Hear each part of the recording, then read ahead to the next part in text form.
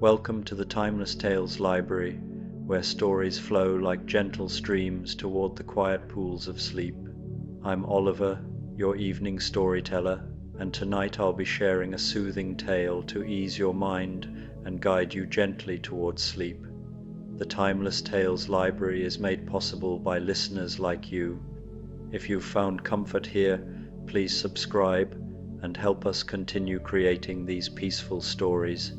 As you settle in, comment below and let me know where you are in the world tonight, and share a place you dream of, a story taking you to perhaps the spice markets of Marrakesh, a lighthouse on the Maine coast, the rice terraces of Bali, or a cozy bookshop in Edinburgh. Your ideas keep our little library glowing bright. Tonight's story is about a Dracula Sleep Story featuring Abraham Van Helsing. In tonight's soothing tale, the wise Professor Abraham Van Helsing tends to his moonlit garden sanctuary, where ancient remedies bloom beneath silver light, and peaceful wisdom flows like gentle streams. Let his scholarly calm and nurturing presence guide you toward restful slumber. Now, close your eyes, exhale slowly, and let the day's tensions dissolve like mist in the morning Sunday. Picture each worry as a leaf falling gently from a tree, carried away by a soft breeze. Tonight, you're not in your room, you're in the starlit grove, a tranquil section of the Timeless Tales Library, where the air hums with quiet magic. This secluded grove within the library is a sanctuary of endless paths, each winding trail leading to a new moment of peace, a hidden truth, or a spark of joy waiting to be discovered. Tonight's story is your walk through this enchanted grove. As we take our first step, let your body melt into the warm embrace of your bed. Your mattress is a mossy knoll beneath a canopy of twinkling stars, cradling you in comfort. Soften your shoulders, unclench your hands, and let your breath flow like a gentle stream. Feel the earth beneath you, steady and kind, holding you in its quiet strength. Let's begin our journey. Dracula's Professor Abraham Van Helsing, the Scholar's Garden. The evening mist rolls softly across the cobblestones of Amsterdam, carrying with it the whispered secrets of twilight. In a quiet corner of the old university district, where gas lamps cast their warm, amber pools of light, Professor Abraham Van Helsing makes his way home through streets that have become as familiar to him as the lines in his weathered palms. His footsteps echo gently against the ancient brick walls, a rhythmic melody that speaks of countless such journeys, countless such peaceful evenings drawing to their close. Abraham Van Helsing, scholar, physician, and keeper of knowledge, both ancient and profound, walks with the measured pace of one who has learned that wisdom comes not in haste, but in the quiet observation of life's gentle rhythms.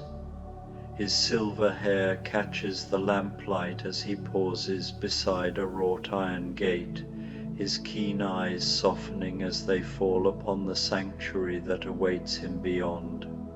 Behind the gate lies his private garden, a haven he has cultivated over many decades with the same careful attention he brings to his scholarly pursuits.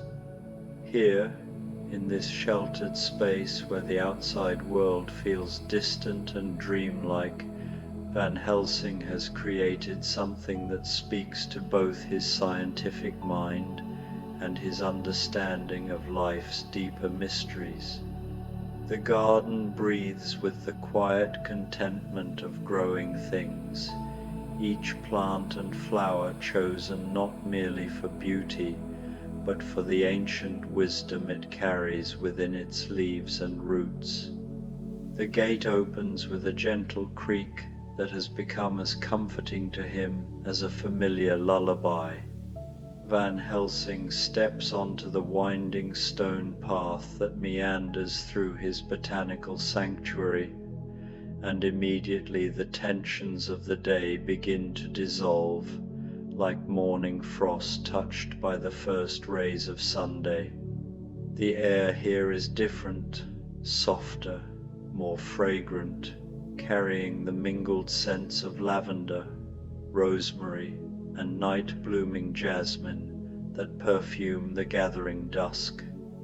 Moonlight filters through the canopy of an ancient oak tree that stands sentinel at the garden's heart, its branches spreading wide like protective arms. Beneath its shelter, Van Helsing has arranged his most precious collection, herbs and flowers gathered from across Europe, each one carefully tended and grown for its healing properties and its connection to the old ways of understanding the world. Wolfsbane grows in neat rows beside beds of vervain, their purple and blue blossoms creating a tapestry of color that seems to glow with inner light in the silvery evening. The garden was not merely a collection of plants, it was a living library, a chronicle of Van Helsing's life's work, and a testament to his unique understanding of the world. Each plant had a story, a history intertwined with his own journeys across continents and his relentless quest for knowledge. He had brought the silvery leaves of sage back from the sun-drenched hills of Italy, its peppery scent a reminder of a long, feverish night spent tending to a sick child in a remote Tuscan village. The dark, glossy leaves of belladonna, a potent poison and powerful medicine, grew in a secluded corner, a stark and beautiful testament to the delicate balance between life and death that he so often navigated. As he walked, his hand gently brushed against the feathery fronds of feverfew, a plant whose humble appearance belied its powerful ability to soothe the most debilitating of headaches. It was this dual nature, the mundane and the miraculous, that captivated him. The world, he believed, was full of such silent contradictions, and it was the scholar's duty to understand and respect them. The garden was his laboratory, his classroom, and his confessional.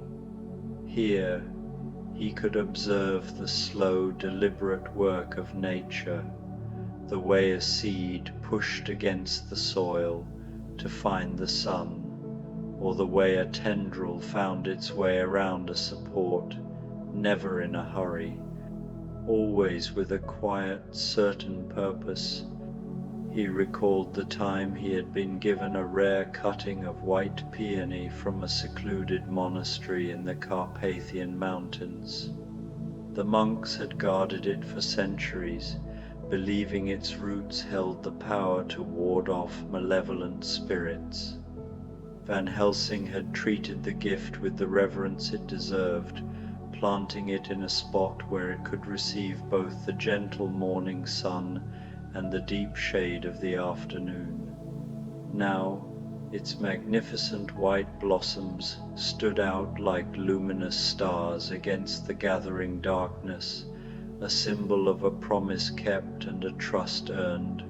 The garden also served as a refuge from the other side of his life, the one filled with shadows and whispers of things that should not be. The world knew him as a respected professor, a man of science and reason, but few understood the full scope of his work. He was a sentinel, a guardian against forces that defied rational explanation, and the weight of that knowledge was a heavy burden. But here, Amidst the quiet hum of insects and the sweet perfume of the night-blooming flowers, that burden felt lighter. The constant vigilance, the gnawing anxiety that was his constant companion, receded into the background. He stopped beside a small, raised bed where he cultivated a patch of garlic. Its pungent aroma was a stark contrast to the delicate floral scents, but it was a scent he found deeply reassuring. He had learned, through hard-won experience, that some of the most powerful tools against darkness were also the most humble. A simple clove of garlic, a spray of vervain, these were not superstitious trinkets, but powerful conduits of a more primal and ultimately more truthful understanding of the world. As he continued his slow circuit of the garden, the moon rose higher, casting everything in a wash of silver and deep shadow. He noted the way the moonlight illuminated the intricate veins on a leaf of henbane, and the way it made the dew-kissed petals of a rose glisten like tiny jewels. It was a beauty that felt both ancient and new, a constant source of wonder. He wasn't just a scholar or a physician. He was a gardener, a tender of life in all its forms, and in that simple act he found his greatest peace. He reached the small wooden bench tucked beneath the oak tree, its surface worn smooth by decades of use. As he sat, a profound sense of calm settled over him, the perfect end to another day in a life lived between the bright light of knowledge and the deep shadows of the unknown. The professor moves through his garden with the quiet reverence of one entering a cathedral. Each step along the meandering path reveals new wonders, climbing roses that release their sweet perfume into the night air, sage plants whose leaves rustle with the soft whisper of ancient knowledge, and delicate sprigs of rowan whose white flowers seem to capture and hold the moonlight in their petals. At the garden's center, beneath the spreading oak, sits a simple wooden bench that Van Helsing crafted himself many years ago. The wood has weathered to a soft silver gray that harmonizes perfectly with the moonlight, and its surface has been worn smooth by countless hours of quiet contemplation. This is where he comes each evening to reflect upon the day's work, to study by the gentle light of the stars, and to find the peace that allows his mind to process the complex mysteries he encounters in his scholarly pursuits. Tonight, like so many nights before, Van Helsing settles onto his cherished bench with a soft sigh of contentment.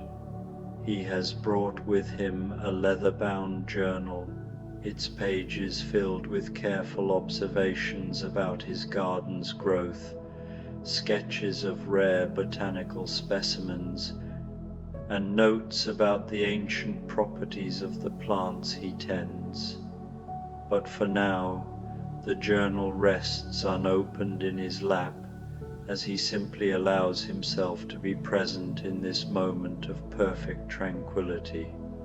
The oak tree above him rustles gently in the evening breeze, its leaves creating a soft percussion that mingles with the distant sound of water trickling from the small fountain he installed near the garden's eastern wall. The fountain is a simple thing, a modest stone basin where water flows in a continuous, gentle stream that catches the moonlight and sends tiny sparkles dancing across the surrounding plants. The sound is hypnotic in its constancy, a liquid lullaby that seems to slow time itself and invite the mind toward peaceful contemplation. Van Helsing closes his eyes and breathes deeply, drawing in the garden's perfumed air. Each breath brings new layers of fragrance, the earthy richness of well-tended soil, the green sweetness of growing things, the subtle spice of herbs that have absorbed the day's warmth and now release it into the cooling night. These scents carry him back through decades of memory to other gardens he has known, other quiet evenings spent in communion with the natural world. He thinks of his childhood in the Netherlands, where his grandmother first taught him about the healing properties of plants. She had been a wise woman in the truest sense, one who understood that nature holds secrets far older and more profound than any that can be found in books. Under her gentle tutelage, young Abraham learned to identify herbs by their scent, to understand the subtle differences between plants that might look similar but possess entirely different properties, and most importantly, to approach the natural world with respect and reverence. Those early lessons formed the foundation of everything Van Helsing would later become. His scientific training at the university built upon that childhood knowledge, giving him the tools to understand the mechanisms behind nature's mysteries. But he never lost his grandmother's deeper wisdom, the understanding that some truths can only be grasped through patience, observation, and a willingness to listen to the quiet voices that speak from the heart of the natural world. A soft movement in the garden draws his attention, and Van Helsing opens his eyes to see a small hedgehog making its way along the path. The creature moves with unhurried confidence, clearly familiar with this peaceful sanctuary.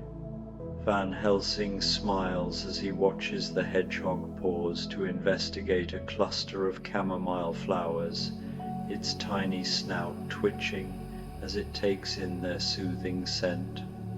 The hedgehog's presence was a familiar and welcome sight. For years, this little creature, or perhaps its ancestors, had been a regular visitor, a silent companion on many a quiet evening. Van Helsing often thought of the hedgehog as a kind of natural barometer for the garden's health and tranquility.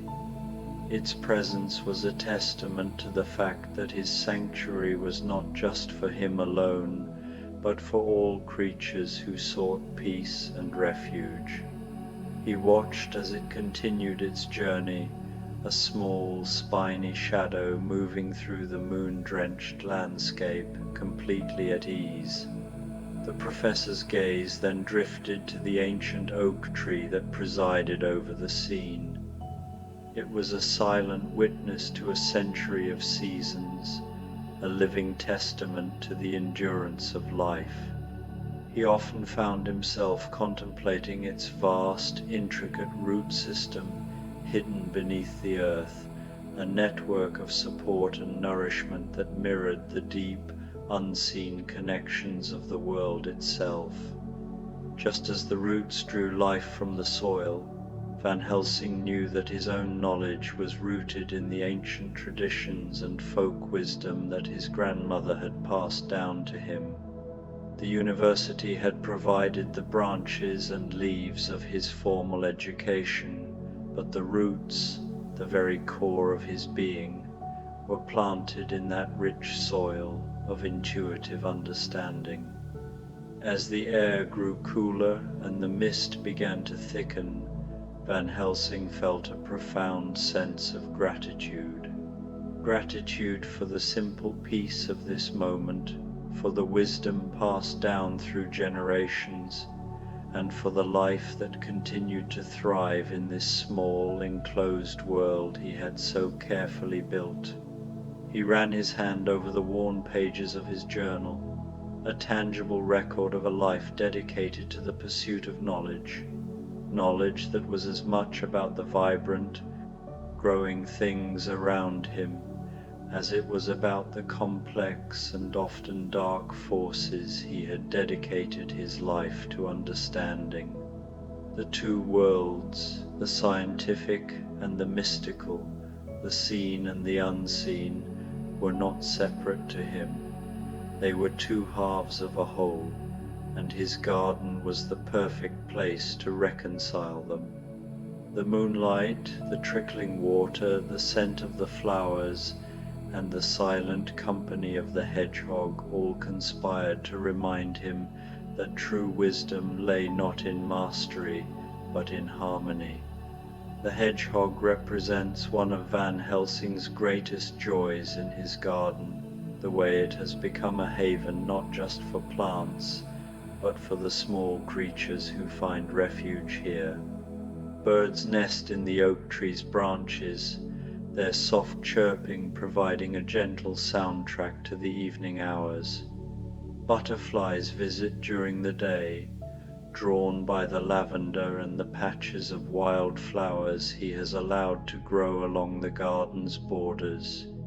And at night, creatures like this hedgehog emerge to explore the safe pathways between the planted beds. Van Helsing has made peace with sharing his sanctuary. Indeed, he considers these small visitors to be partners in the garden's magic. They help to pollinate the flowers, disperse seeds, and maintain the delicate balance that keeps the garden thriving. In return, they find food, shelter, and safety within the protective walls he has built around this special place. The hedgehog completes its evening circuit and disappears into a small gap beneath the garden wall, leaving Van Helsing alone once again with his thoughts. He opens his journal now, turning to a fresh page where he begins to make notes about the night's observations. His handwriting is careful and precise, the product of decades of scholarly discipline, but there is also a flowing quality to it that speaks of genuine passion for his subject. He writes about the way the moonlight seems to enhance the fragrance of the night-blooming cereus, a rare plant he acquired during a research expedition to the Carpathian Mountains. The flower blooms only once each year, and only at night, opening its magnificent white petals to the darkness in a display that lasts just a few hours. Tonight is not that night, but Van Helsing can sense the plant gathering its energy, preparing for its moment of glory. He writes about the subtle changes he has noticed in his collection of mountain ash saplings, young trees grown from seeds he gathered during that same expedition. They are thriving in their new home, their leaves showing the deep green color that indicates strong, healthy growth. In time, they will provide berries that are prized both for their medicinal properties and for the protection they are said to offer against dark influences. His pen moves across the page with gentle scratching sounds that blend harmoniously with the garden's nighttime symphony. He documents the first signs of autumn in some of his deciduous plants, noting how their leaves are beginning to show the faintest hints of gold and amber. The changing seasons bring their own beauty to the garden, and Van Helsing has learned to appreciate each phase of the cycle that governs all growing things. The act of writing in his journal was more than a mere record-keeping exercise for Van Helsing. It was a form of meditative communion with his garden. As his pen glided across the page, he was translating the living, breathing reality of his sanctuary into a tangible written form. He documented the subtle aromatic shifts of the night air, noting how the scent of blooming jasmine grew stronger as the moon rose higher, or how a recent rainfall had made the earthy fragrance of wet soil more pronounced. These were not just scientific observations, but sensory memories, carefully archived for future reflection. He found himself sketching the intricate vein patterns on a single maple leaf, its edges just beginning to curl with the first chill of the coming season. He noted the precise date, understanding that this small detail was a part of a much larger, more ancient rhythm, the relentless but gentle march of the seasons. This was the same relentless force that governed the ebb and flow of all life, a truth he had sought to understand both in his botanical studies and in his more clandestine work. The garden was a microcosm of the larger world he navigated, a place where life and death, growth and decay existed in perfect, unyielding balance. As he closed his journal, a deep sense of peace settled over him. His work was both a record and an extension of this very balance, a quiet commitment to understanding and preserving the delicate harmony of the world. As he writes, his mind wanders to his students at the university, young people who come to him seeking knowledge about medicine and the natural sciences. He thinks particularly of Lucy, a bright young woman who has shown remarkable aptitude for botanical studies, and Arthur, whose careful attention to detail reminds Van Helsing of his own younger self. Teaching them has become one of his greatest pleasures, the opportunity to pass on not just facts and techniques, but the deeper appreciation for the mysteries that surround us. Tomorrow he will meet with them to discuss their research projects, but for now, that seems like a distant concern. The garden exists in its own time, a place where the urgent demands of the academic world fade away and are replaced by the gentler rhythms of growth and rest, of seasons turning and life renewing itself in countless small ways. A bat flickers overhead, its erratic flight pattern creating moving shadows against the moonlit leaves of the oak tree. Van Helsing watches its aerial dance with interest rather than concern. Here, in his garden sanctuary, even the creatures of the night seem transformed into gentle companions rather than harbingers of mystery or threat. The bat is simply another part of the garden's ecosystem, helping to control insects and participating in the ancient web of relationships that keeps all things in balance. The fountain continues its gentle music, and Van Helsing finds himself drawn into its rhythm. He sets his journal aside and allows his eyes to drift closed once again, letting the sound wash over him like a river of peace. In this state of quiet receptivity, he becomes aware of subtler sounds, the soft rustle of leaves responding to the slightest breath of wind, the barely audible whisper of growing things reaching toward the light, the distant hoot of an owl calling from somewhere beyond the garden walls. These sounds weave together into a tapestry of tranquility that seems to slow his heartbeat and deepen his breathing. Van Helsing has always been a man of intense mental activity, his mind constantly analyzing, questioning, and seeking to understand. But the garden offers him something different, a space where he can simply exist without the need to solve or explain or categorize. He thinks of the ancient traditions that speak of gardens as places of healing and renewal.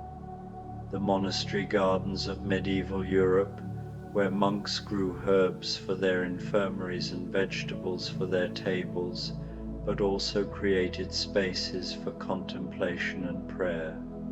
The physic gardens of the Renaissance, where scholars like himself first began to systematically study the properties of plants and their applications to human health. The pleasure gardens of the wealthy, designed not for practical purposes but for the sheer joy of beauty and the peace it brings to troubled minds. His own garden incorporates elements of all these traditions. It is practical. Many of his plants have direct applications to his medical practice and his research. It is scholarly. He uses it as a living laboratory where he can observe botanical phenomena firsthand, and it is beautiful, designed to nourish the soul as well as advance knowledge. But perhaps most importantly, it is peaceful. In a world that sometimes seems filled with shadow and uncertainty, the garden stands as a testament to growth, renewal, and the enduring power of life to create beauty from simple earth and water and sunlight. Van Helsing opens his eyes and gazes up through the oak tree's branches toward the stars visible beyond its canopy. The constellations wheel slowly overhead, their ancient patterns unchanged despite the passage of centuries. He has studied astronomy as well as botany, understanding that the same natural laws that govern the growth of plants also guide the movement of celestial bodies through the vast darkness of space. There is something profoundly comforting in this knowledge, the understanding that he is part of a universe that operates according to principles of harmony and balance. The same forces that draw his flowers toward the light also hold the planets in their orbits and guide migrating birds along invisible pathways across vast distances. Everything is connected. Everything participates in the great dance of existence. A gentle breeze stirs through the garden, carrying new fragrances and setting the fountain's water dancing with renewed music. Van Helsing breathes deeply, feeling the night air fill his lungs and bring with it a sense of profound contentment. He has spent his life in pursuit of knowledge, traveling to distant places and studying ancient texts, but he has found that some of the most important truths are revealed not through research or analysis, but through quiet moments like this one. The garden teaches patience. Plants cannot be hurried. They grow according to their own timetables, responding to seasons and weather and the deep rhythms that govern all living things.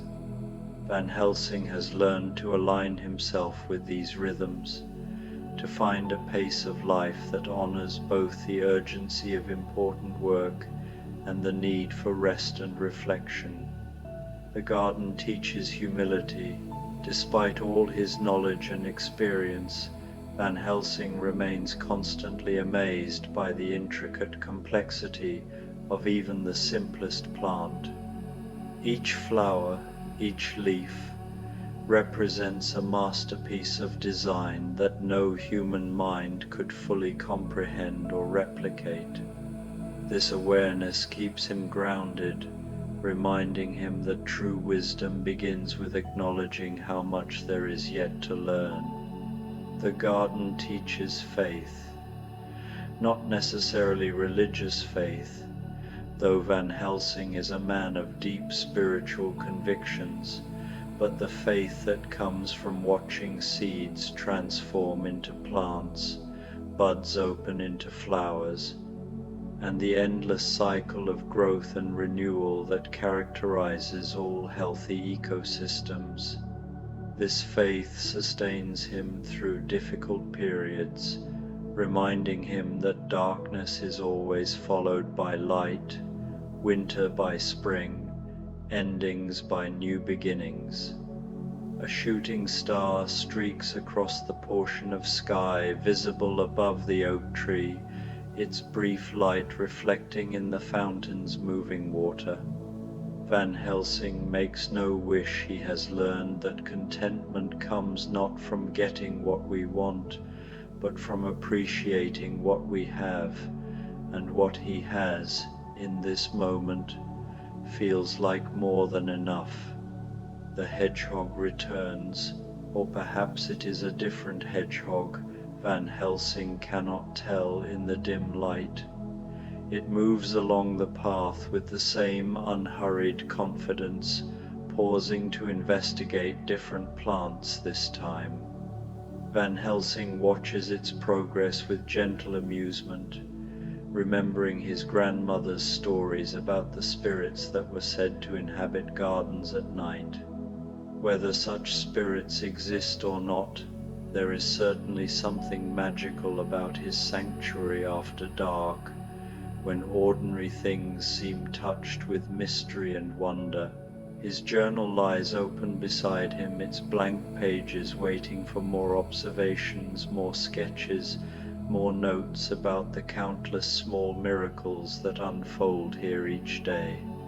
But the urgency to write has passed, replaced by a deeper desire simply to be present in this place of peace.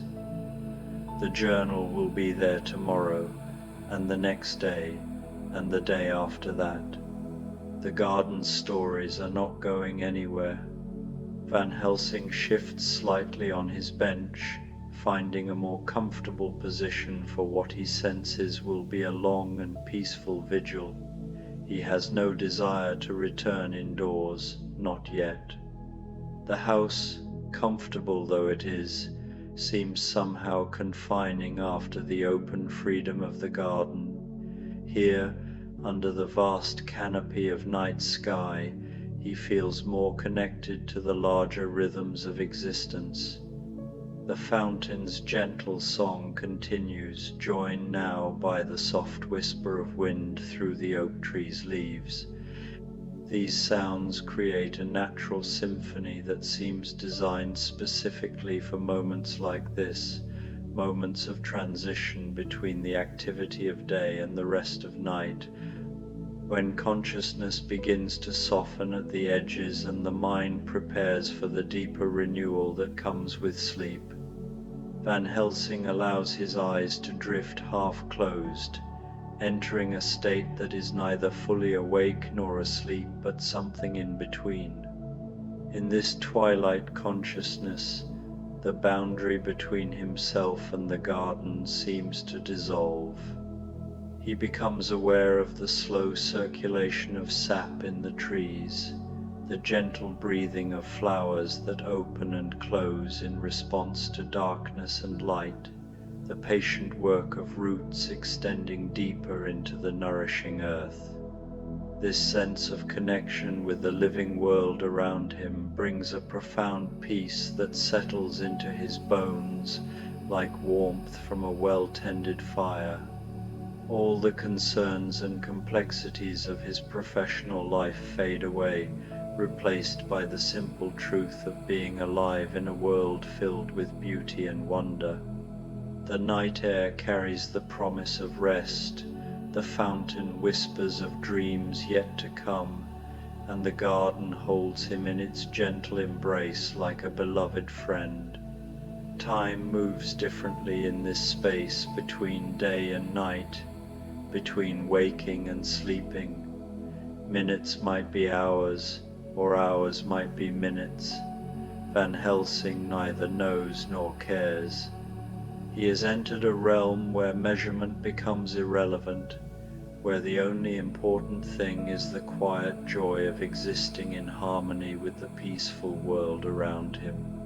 The stars wheel slowly overhead, the fountain sings its endless song, and the garden breathes with the gentle rhythm of growing things at rest.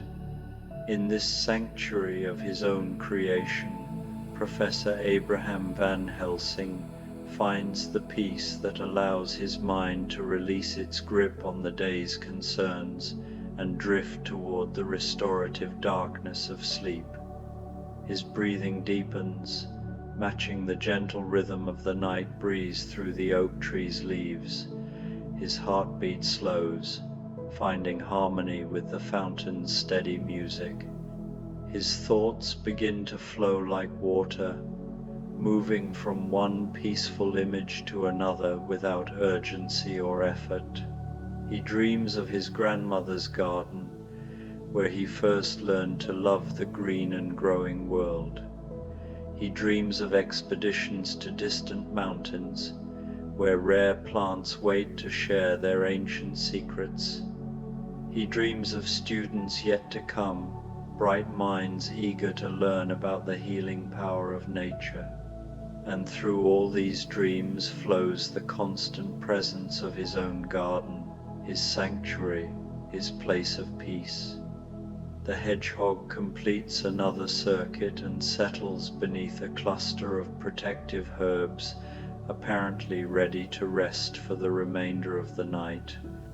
The bat returns, or perhaps it never left, continuing its gentle patrol of the airspace above the oak tree. A night-blooming flower begins to open, its white petals unfurling slowly in response to the darkness, releasing a fragrance so subtle and beautiful that it seems like the breath of angels. Van Helsing witnesses all of this with the serene awareness of one who has found his perfect place in the world. The garden has given him everything he needs: beauty to nourish his soul, mystery to engage his mind, and peace to restore his spirit. In return, he has given it his care, his attention, and his love. The relationship between gardener and garden is one of the most ancient partnerships known to humanity, and in his small corner of Amsterdam, that partnership continues to flourish. As the night deepens toward its middle hours, Professor Abraham Van Helsing settles more fully into his wooden bench, his body finding perfect comfort in this familiar position. The garden breathes around him, the fountain sings beside him, and the stars shine down upon him from their vast heights. In this moment, all is well with the world. The scholar has found his sanctuary, the garden has found its keeper, and peace reigns supreme in the gentle darkness. His last conscious thought, before sleep finally claims him in his beloved sanctuary, is a simple prayer of gratitude for the garden, for the night, for the countless small miracles that surround us always, waiting only for eyes wise enough to see them and hearts open enough to receive their gifts. In the morning, he will wake refreshed and ready to face whatever challenges await, but for now he rests in perfect peace, cradled by the loving embrace of his garden sanctuary beneath the watchful stars.